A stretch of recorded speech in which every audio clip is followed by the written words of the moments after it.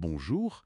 Alors, aujourd'hui, on plonge dans une transcription YouTube, une vidéo de Damien Menu.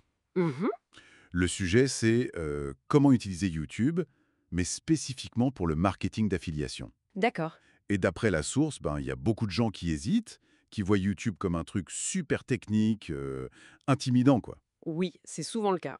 Donc notre mission, c'est un peu d'extraire les stratégies, les changements de mentalité qu'il propose pour démystifier tout ça et comprendre pourquoi il dit que c'est puissant, accessible, même si on n'est pas expert, même sans montrer sa tête. Absolument. Et l'angle qui est intéressant ici, c'est vraiment de voir YouTube non pas juste comme une plateforme de divertissement, mais comme un vrai levier stratégique. Stratégique, ouais. La source, elle met vraiment l'accent sur la simplicité, la création de contenu très ciblé et surtout la construction d'actifs numériques. Des trucs qui durent, quoi. Plutôt que la course à la vidéo super léchée ou aux vues massives. D'accord, c'est moins la performance immédiate, plus le long terme. Exactement. Analysons un peu comment cette approche pourrait marcher. Alors, on commence par quoi? Les freins? La source en identifie trois principaux. Il y a la peur de la caméra, Ah oui, classique. le besoin supposé de matériel qui coûte une fortune, et puis la crainte que personne ne regarde. Ça résonne chez pas mal de monde, j'imagine. Ah bah oui, tout à fait. Ce sont vraiment les points qui bloquent souvent. Et la source, elle, contre ça. Pour la caméra, elle dit l'aisance, ça vient en pratiquant. Et puis le montage, ça permet de corriger. Même si on bégaye ou on cherche ses mots, Ouais. Il est même noté qu'au début, pour faire une intro d'1 minute, ça peut prendre genre 10 minutes de tournage. C'est normal. d'accord, ça dédramatise. Et pour le matériel? Bah pareil, un ordinateur, un smartphone, une webcam, ça suffit pour démarrer. Par contre, l'accent est mis sur un bon micro. Ah, la qualité audio avant tout. Voilà. Le son, c'est super important. L'idée principale, c'est lancez-vous vite, faut pas attendre d'être parfait. Mhm. Et c'est là, je crois, qu'arrive le point crucial. Il dit qu'il ne s'agit pas de devenir une sorte d'influenceur généraliste. Non, pas du tout. L'objectif, c'est de résoudre un problème très précis pour une audience spécifique qui cherche déjà activement une solution. Il donne l'exemple d'une vidéo sur la certification Système IO. Ouais, une plateforme marketing assez connue dans ce milieu. C'est ça. Et cette vidéo, elle génère 3700 vues, mais de façon constante. Des gens vraiment intéressés par ce sujet. Il mentionne même l'outil vidIQ pour le référencement. Oui, vidIQ, un outil bien connu pour optimiser ses vidéos, trouver les bons mots-clés, tout ça. Et c'est vraiment ça le changement de perspective. On arrête de courir après les vues, les likes, les métriques de vanité, comme il dit. Exactement, on vise la qualité de l'audience. Le but, c'est d'attirer les bonnes personnes, celles qui sont qualifiées, de construire la confiance pour ensuite, potentiellement, les guider vers des liens d'affiliation. C'est pour ça que la source appelle ces vidéos des actifs. Des actifs, c'est-à-dire. Des contenus qui travaillent pour vous sur le long terme. C'est pas comme une story Instagram qui disparaît en 24 heures. Une vidéo YouTube bien référencée, elle peut être trouvée des mois, voire des années après. C'est un peu comme un blog moderne en fait, mais en vidéo. Un truc durable. D'accord, je vois. Et pour créer ce contenu actif, les formats qu'il propose sont hyper simples en fait, hein. Ah oui, c'est ça qui est bien. Il y a 4 idées. Partager un Google Doc ou des slides à l'écran, genre avec des points développés. Simple et structuré, oui. Utiliser une carte mentale ou un visuel fait sur Canva, Freeform, ce genre d'outils, pour expliquer un concept. Ça prendrait 15-20 minutes à préparer, dit-il. Très visuel. Faire un tutoriel en filmant son écran, avec Loom ou QuickTime par exemple. Super pratique pour montrer comment faire quelque chose. Et seulement en dernier, il y a le face caméra. Mais les trois premiers, on n'a même pas besoin de se montrer, hein. C'est assez fou pour YouTube. On s'imagine souvent des trucs plus produits, hein. Exactement, l'idée maîtresse, c'est la clarté du message.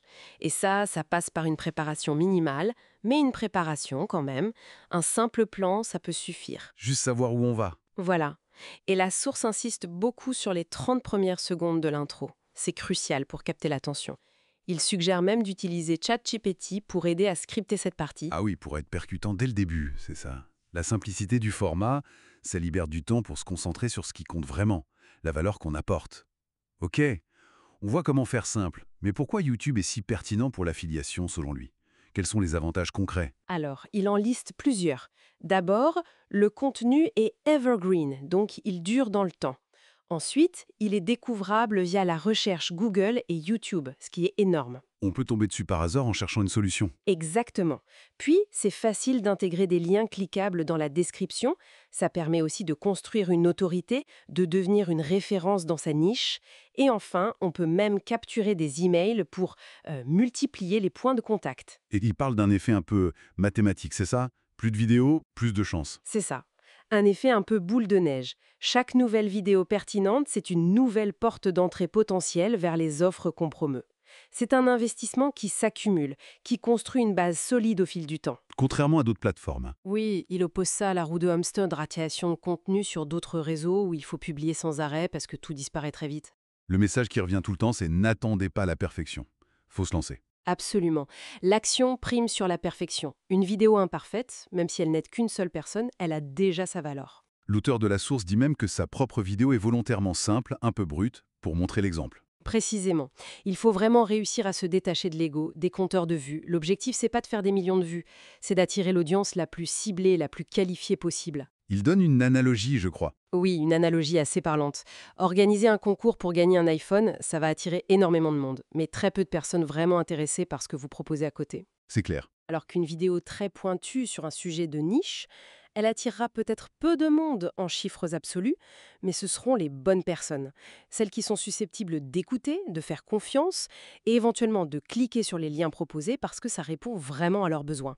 Donc pour résumer un peu tout ça, ce qu'on retient de cette source, c'est que YouTube, si on l'aborde de manière stratégique, eh bien ça peut être un outil remarquablement simple, direct et efficace, que ce soit pour partager son savoir ou pour faire de l'affiliation. Mhm. L'important, c'est la valeur qu'on apporte à une audience précise et la régularité, beaucoup plus que la perfection technique ou le buzz immédiat. Tout à fait. La source insiste vraiment sur cette nature du YouTube comme un actif, quelque chose qui travaille pour vous dans la durée, qui est trouvable par la recherche. Et ça ouvre une réflexion intéressante pour aller plus loin, je trouve. Ah oui? Laquelle? Au-delà des vues et des clics qu'on peut voir tout de suite, quelle est la véritable portée, la durée de vie réelle d'une seule vidéo bien ciblée? Une vidéo qui continue peut-être discrètement, pendant des mois, voire des années, à apporter de la valeur et à attirer pile les bonnes personnes. C'est une question intéressante sur l'impact à long terme.